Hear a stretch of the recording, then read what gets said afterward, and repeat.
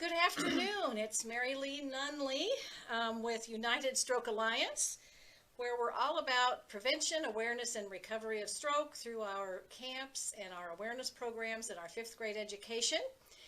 And welcome to anyone who is new this afternoon. And if you've been joining us, welcome back.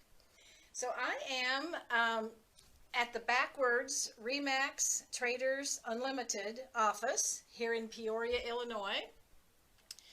Chuck says we sound good, so. Hi, Chuck. I tried to get the camera turned around like I usually do, but I couldn't get it done in time, and I didn't want to be late. So here we are. I always like to talk a little bit with my guests in how we know each other. Okay. And we are in a business networking group, and we met there, quite a number of years ago. And Jodi is such a crackerjack and such a phenomenal individual that I almost wanted to sell my house just because I liked her so much. But I don't really want to sell my house. Maybe I can talk you into it later. Yeah, she does need inventory now. That's what she tells me. Yeah. So anyway, you want just give a little bit of your background, introduce yourself just a little bit to the group, and then we're just going to jump in. And we have not rehearsed because we're busy girls. That's right. And we're just going to kind of chat. And if you have questions, I'll try and kind of watch the screen and keep up on any questions you might have. So take it away. Okay. So my name is Jodi Lemkemann, and I work here at the Remax Traders Unlimited Real Estate Office on Knoxville. I started my real estate career in 1993. Wow. So I've been doing this a while. And for the first 11 years, I was also a real estate appraiser. So I got a good background in appraising and a good background in sales. Well, eventually, I just couldn't do both of them well, so I had to pick one. So I decided to go on with sales because at that time I was raising 3 little boys and gave me a little bit of flexibility. So yes, and then I've been selling since '93, and I'm still here. Okay, and you're still working hard. And I'm still working hard. And our market right now is just crazy hot. Yeah, and actually that kind of leads in. I'm going to talk a little bit. I just have a few general questions, and then we'll just get off on a tangent, I'm sure, so that we can focus a little bit because, I don't think I want to sell my house anytime soon, but I do think at some point in time I will want less house than I have right now. And so sometimes it probably doesn't hurt to think a year or two ahead or more. Or if you're going to do anything, think about resale versus just about what you personally want. Yeah, I was going to have you first talk a little bit about the market. Now, we could have people watching all the way from the East Coast to Texas and Colorado, and so I didn't know that. Yes. So that we're in 22 different states. Well, we're going to talk about the Midwest. So we're going to. Yeah, I was just going to say we're going to be talking about the Midwest, and it may or may not. Well, hi, Cheryl in Wisconsin. It may not be exactly this way in your part of the country, but I think she'll help you with a lot of questions and things to ask. If you're interested in your part of the country. Well, here's one thing. It doesn't matter where you live. Getting your home ready to sell. I think it's the same regardless if you live here or Wisconsin or whatever. And like you said, you really need to start thinking about it a year in advance. And I'll tell you why. When you're older, we have a way of accumulating things. Really? Yeah. Not me. And I just have stuff. And shoes at my house. Shoes, I have shoes, yeah. And then I have things that my mom has given me that, I have kitchen gadgets. Kitchen gadgets, I have that too. But when you go to sell your house, you have to have the mindset, I'm selling my house. Because once you put it on the market, it's going to sell. And I think what you think about expands. So if you're thinking positive thoughts, I'm going to sell my house, it's going to sell. So the first thing you need to do is get rid of the clutter. If you haven't looked at it in a year, get rid of it. You don't need it. You can start with your clothes. You can do your shoes. I'm sure you have shoes that you haven't worn of that in the last 6 months or a year. I do. Yeah, so I thought it was a 2-year rule. my rule's 1 year. Oh, okay. If I have an outfit and I haven't worn it in a year, I'm probably not going to Well, wear it again. I'm kind of that, yeah, I'm You that know, way with clothes. I'm that So, way with you know, clothes. regift it, you know, give it to somebody who needs it. You Who know, loves it and who needs loves it. it and needs it for free. Just give it away. So that's the first step. And then you need to think about maintenance. Have you looked at your front door lately? Do you have any peeling paint? How do your steps look when you walk up to the front of your house? Because in my world, when I'm walking up to the front of your house with my client, we can pretty much tell by the entrance what kind of person you are. Wow. Artistic people have a lot of artistic things in the front. You know, their flowers are just perfect. They have a beautiful wreath on the front door. They have color. Artistic people have a colorful front door. Red's very popular, but I've been seeing some real pretty blues. And I saw kind of a dark turquoisey, not a light aqua, but more of a turquoise that really caught my eye, and I would have never thought of that, but when Yeah, I saw it on turquoise, that I bet house, that is it was pretty. gorgeous. It was shoot, gorgeous. I was in Washington the other day, and I saw a house with a yellow front door. That really caught my attention. It was Nice. very bright, I guess. So my customers referred to that one as the happy house because it had a happy front door. Happy front But door. you just need to take an inventory of your house. Like, when's the last time your furnace has been serviced? You know, need to call Mike. You might even want to have a home inspector come and inspect your home and just go through the list and see what needs to be repaired. It's much easier to do it before than to do it after you have an accepted offer and find out, oh my gosh, I need a new septic tank, and you didn't know. Or there's mold in Or somewhere. there's mold in the attic. And you I don't- know. That's one of the things that I've learned about in our BNI group. We Yeah. have someone who's a mold eradicator, and we have learned so much about mold. That is a daily problem. And yeah, and that's a fascinating thing as well. And it's because people don't even know that their bathroom vents are being vented in the attic and they're not getting out of the house. What happens? Grows mold. Yeah, people don't even know. So I think it's a good idea to start hearing the The mic closer to Jodi. She's not got as big a voice as me. Oh, well, that's probably true. Okay. Thanks, Okay. Chuck. Thanks, Chuck. But yeah, start early, and I think paint. You know, a fresh coat of paint. Nothing makes it harder to sell your house if you have a lot of wallpaper. Buyer. Now I heard wallpaper was coming back. Yeah, well, I haven't seen it yet. Okay. Maybe next Maybe year. next year. Well, But- it is Peoria. But not this year. Well, that is true. If it plays into Peoria, it plays anywhere. So Yeah. if it comes back, it's Yeah. back. Yeah. That's an HGTV thing that I saw. Yeah, but when I have houses listed, some of my feedback.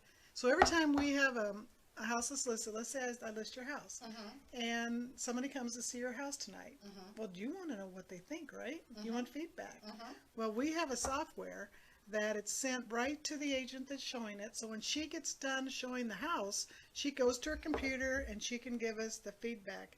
And so you actually read directly what the realtor says. I don't fluff it for you. Sometimes it can be brutal. Sometimes they'll say it is very dated. Or sometimes there's a pet odor. Or sometimes it could be dirty, or, you know, but we're very honest because we do want to help you sell your house. So we give good constructive feedback and positive feedback as well. But that helps the buyer understand how the buyers are looking at their house. So you would want that feedback, wouldn't you? Right. Oh, sure. Sure. You know, what do they think? You know, if you have a lot of feedback that comes back and just says it's too dated, you can do one or two things. You can either update it to make it more marketable or adjust the price. So, what are the rooms that help sell a house the best? Well, women buy kitchens and bathrooms. So Men buy garages or what? men buy the Garage garages and the and the shed and the yard.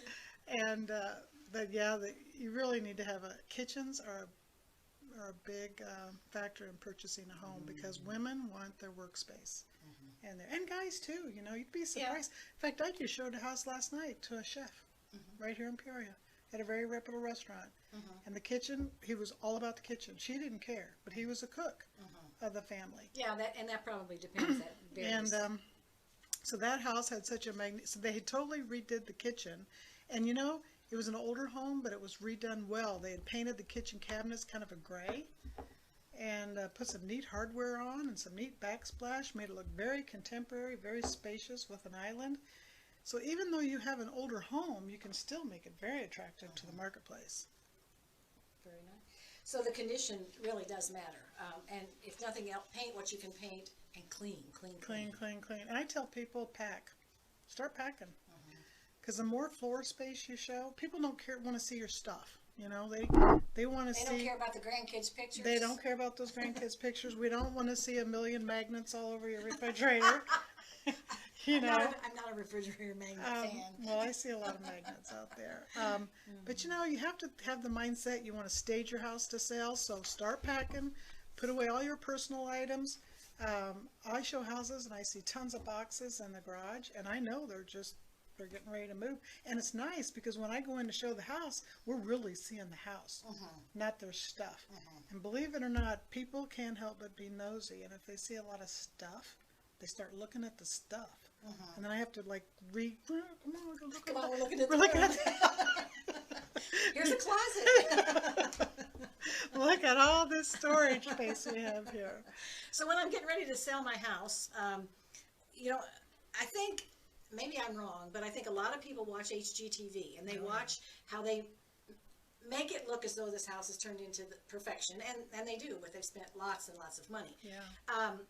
But the staging is a huge deal. Talk a little bit about that. And I know from Jodi sold 2 condos, one that was my brother's and one that was my mother's, and they sold slowly, but that had to do a lot with the market and the zip code and all of that. But we did stage them and then have photographs taken. So talk a little bit about if your furniture is already there, the staging, or if it's an empty staging. Right. The importance of that, or what you think of that. I think staging a home is actually critical today.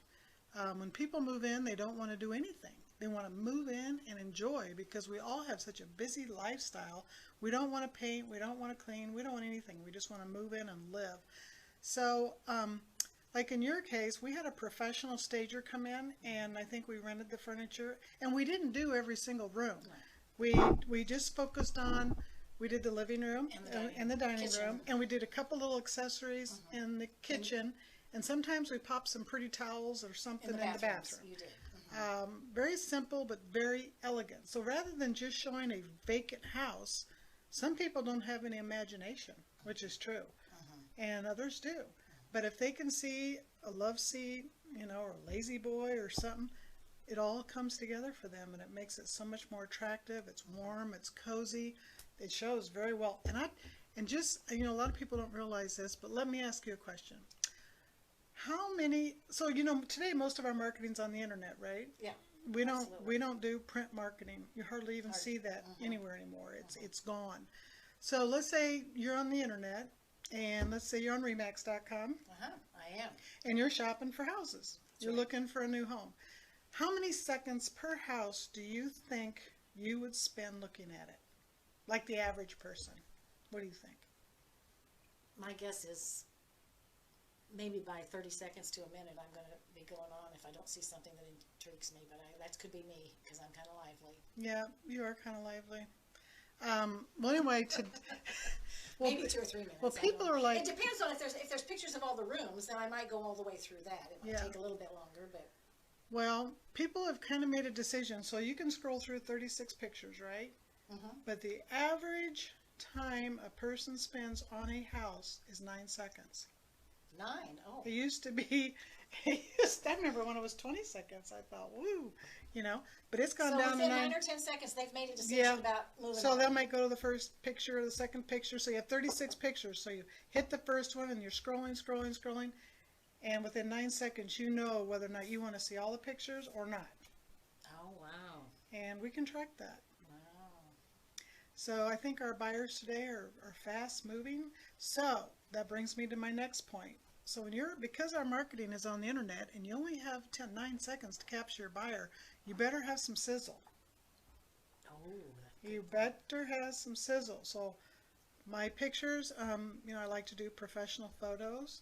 You want to make sure your camera's a little lower, kind of shooting up and sometimes I do close-up of kitchen cabinets and hardware, the countertop, adding that sizzle. So I just had a house and I listed it on the lake. Okay. So to me, the house was contemporary. And to me, I said, what is going to sell this house?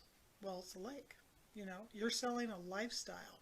Okay. Yeah, You're selling a that's good lifestyle. point. You know, so somebody like my dad, he's probably not going to be interested in that lifestyle. So I said, okay, I got to find somebody who likes the lake. They like to paddle boat. They like to fish.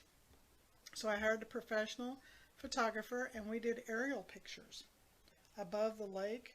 And then this house was kind of a really nice house for entertaining. It had a bar in the basement. It had several decks in the back that overlooked the lake. It was really pretty. So I made sure that my photography was mostly about the lake and the boating and the beach area and the back of the house so they could see the deck and how the people could enjoy there with the grill. And you know what? We had that house sold in, I don't know, 21 days. Wow. And that brings me to the have a realtor versus not have a realtor. And I know my own personal answer because I know all that you did for us. But is that included? Is that if I list my property with you, right? Then what is included are those photographs included? Yes. So I determine first when I look at your property, I say to myself, where's my largest pool of buyers? Okay. You know, some houses I might be looking at somebody's going to downsize. Some houses I'm looking for a young family that's growing, and so they're going to want to upsize. So I ask myself, what's my pool of buyers here? And then I say, what is it about this house that makes it most attractive? And yes, so I do hire the photographer, and I pay for that.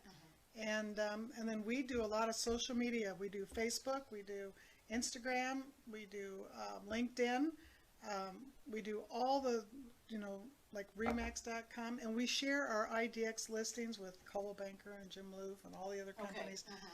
We share with Trulia, and realtor.com is a wonderful website.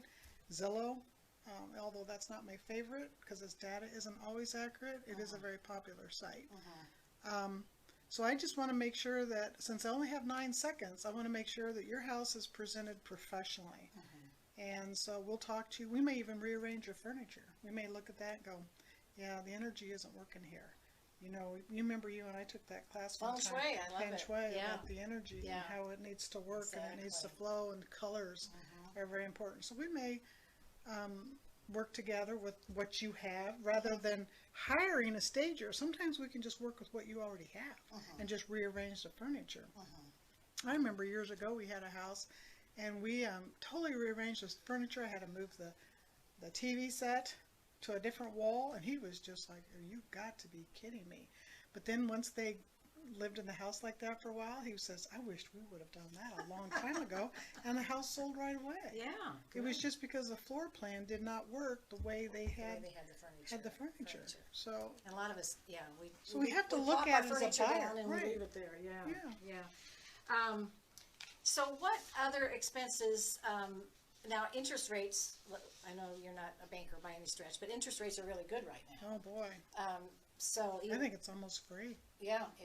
I mean, I did one the other day, a 15-year mortgage, and it was like 2.28%. I mean, it was really low. So it's a seller's market and a buyer's market to some degree right now. It's not, is it hugely strong one way or the other? I'm in multiple offers now, just about on every transaction. And the reason is because when COVID hit the market, everything stopped. So usually in March and April and May, we are so busy. That's our ramp up busy time. Well, our time this year was June. Not a lot of ramping. Not a lot of ramping. We were all just kind of for a while. But in June, it just really came alive. Well, people didn't put their house on the market. And we had the buyers. So our inventory was down. So and you know, it's the law of supply and demand. You know, we didn't have the supply, but we still had this demand. So, yeah, almost every house I sold this year, I found myself in a multiple offer situation, and that's stressful. It is. Because you have somebody who really wants a house, but the seller gets to maybe look at 3 offers and pick the best one. And if there's a contingency, like subject to closing, well, they may rule you out. Or one offer may be cash, and your offer is, you know, you're getting contingent upon a financing. Well, cash is king. You know, they're going to go with cash. Talk about pre-approval for if someone's going to need a mortgage and a loan. Talk a little bit about that. Yeah, that's essential because Okay. for me to help someone, I want to keep them in their budget and what they can afford. So let's say they can afford a $100,000 house. Well, I don't want to show them a $150,000 house because that wouldn't make the $100,000 house look as nice. So it's really important that before we even start looking for a house, let's talk to a lender. Let's get pre-approved. There are wonderful programs out there right now.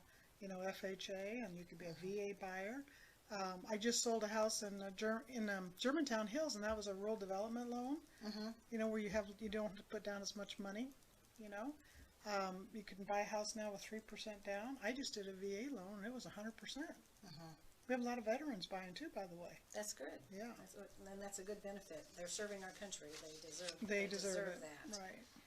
So, what have we overlooked? What others from the either buyer or selling standpoint pops into your mind? I think safety. Okay. Let's talk about safety. Okay. So, today, when you put your house in the market, remember, not everybody that looks at your house online is looking to buy your house, right? So, I tell people when I list their house, I see like a butcher block with knives on there. I said, let's take those knives off the counter and let's put those away. And let's not have those in the picture. And anything that you have valuable, you know, that maybe a piece of art or something, let's not have that in the picture because not everybody that's looking at your house is looking to buy your house. That's, That's a rude awakening because I'm a kind of a Mary Poppins type. Right. So I ask people, put away their valuables. And then another thing, should someone come to your house and knock on the door, and I've had this happen. I mean, this is a true story. And I always tell my girls, don't you ever answer that door for anyone, you know, about the sign. Say, hey, I see your sign in the front yard.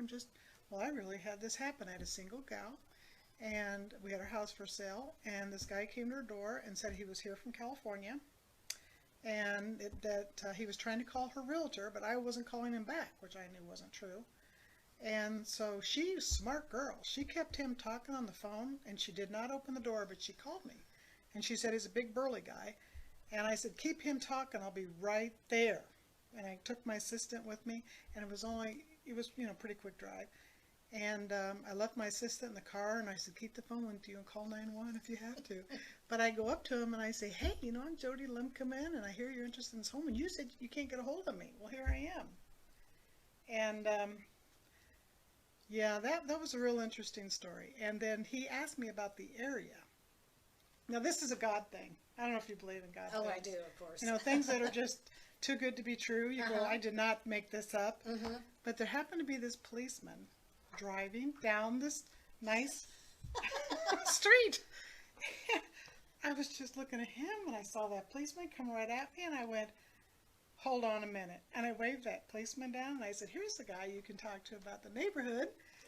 And yeah, he kind of... That was over with, wasn't it? Yeah, it was pretty much over with. Oh, my And goodness. I was so grateful that girl followed directions. So I say, people, don't ever open your door up. You know, I think safety is important today. This is a buyer question. You may or may not know this. I mean, it came up when I was doing a little bit of research. How does a person determine what they can afford for a house? Like, I'm coming to you, and I say, I want to sell my house and buy another house. How are you going to interview me to know what I'm not going to say to you, well, I can spend $200,000 or I can spend $250,000. Are you going to take my word for it, or is there some kind of a formula to we help? have to start with the lender. To help. Okay, the lenders. I mean, okay. I usually say, I don't need to know, That's as a not realtor, you don't need to know I don't my need income. to know your income. I don't need to know what you have in your 401k or your retirement and everything. That's a conversation you need to have with your lender. Got it. And, but I tell you, you don't want to get house poor. And I talk to young people all the time about this. Don't buy so much house that you can't buy pizza. You can't go out and have a pizza. Or what if your car needs new tires? You need to, make sure you have enough to get tires or buy pizza. And I always like to tell young people to try and buy on one income if they can. Should one of them lose a job or something happen, or she gets pregnant, decides to stay home, and I like those little safety nets, you know. But yeah, for you, if you want to downsize, a lot of people are downsizing, believe it or not. It's a nice market right now. People just don't want to pay utilities and taxes and everything, so they're downsizing. We have a semi-downsized house because we have. Yeah, I've been there. Yeah. We just have a ranch. Yeah, a ranch perfect house. It doesn't for have you. a lot of extra. Right. And I do have a beautiful deck and backyard. Yes, you so. do. I have seen your beautiful deck and backyard. I was on a Zoom call. Yeah, I did on a Zoom call. I did a Zoom call from outside. I know, that was nice. Well, anything else that you can think of? Let me look. Are there any questions? Audra's being very complimentary. She says we're doing a good job. Oh, thank you. I knew Jodi would do a good job.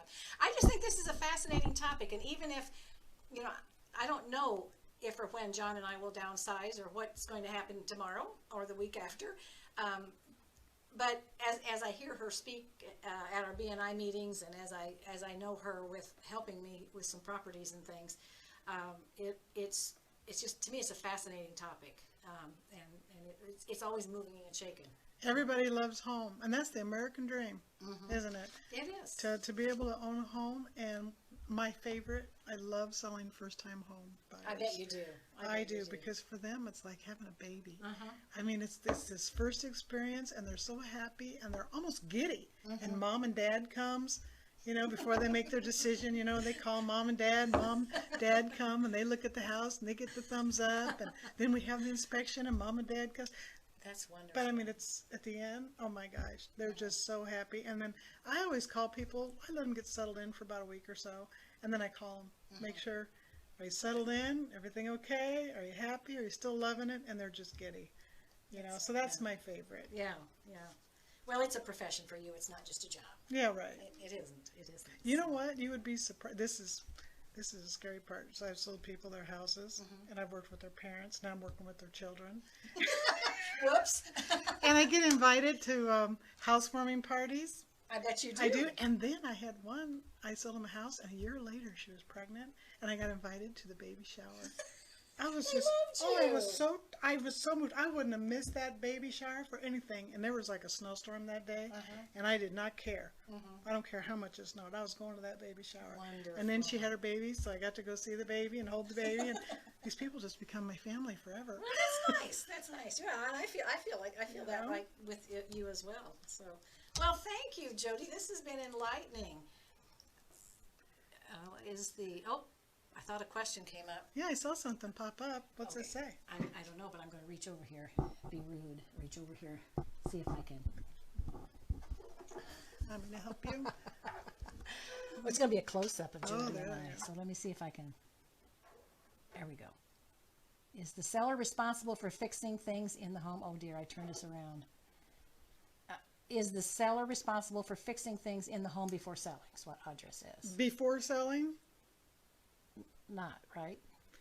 No, but in Illinois, in our state, it says that if you are aware of a material defect when you sell your home, you do have to disclose it.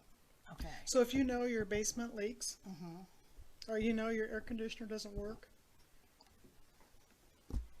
I don't know what I did, ladies and gentlemen. You're all so sweet. I can't find the word. So. It looks like it was super closed up. Maybe if No, it's the chair. Oh. I switched the camera switched back. Oh, you turned right there. Turn that one around. Oh, there we are.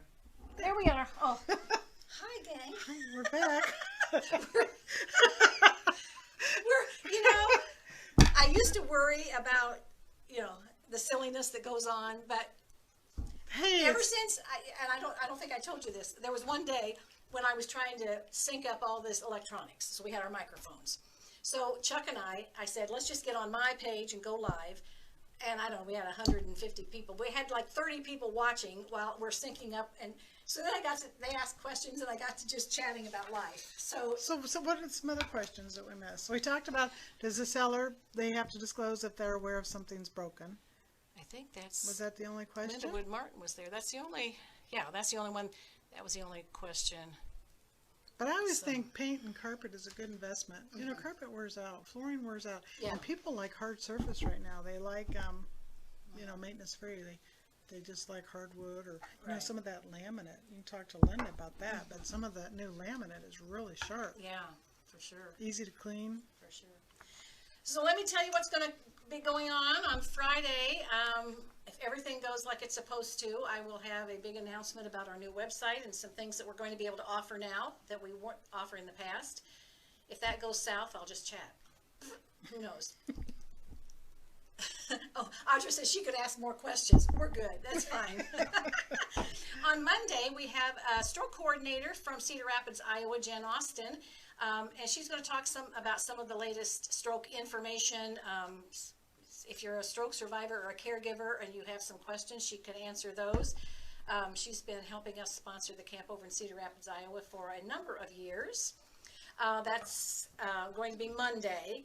And then next Wednesday in the afternoon, my grandchildren and I are going to be on again. And we're going to have something for the late summer parents and grandparents that are overseeing children for 8 years, every summer until 2 years ago because they got older.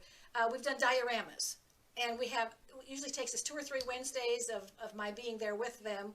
So we're going to kind of give you an idea of doing a diorama. Some of the stuff is purchased and some of it you make your own. And then next Friday, the 31st, is going to be a very silly Facebook Live with me just doing a tour of our new space. We're moving from our offices to more of a warehouse space. And I'm just give you a little bit of a tour and talk about what we've been going on the last couple of weeks with the move. That's a lot of work. So, yeah, I'm actually feeling muscles I haven't felt for a while just when we're lifting and packing the crates. So, again, thanks, Jody, and thank you everybody for watching. It's been fun, and we will tune in again next time. Have a good week. Thank you.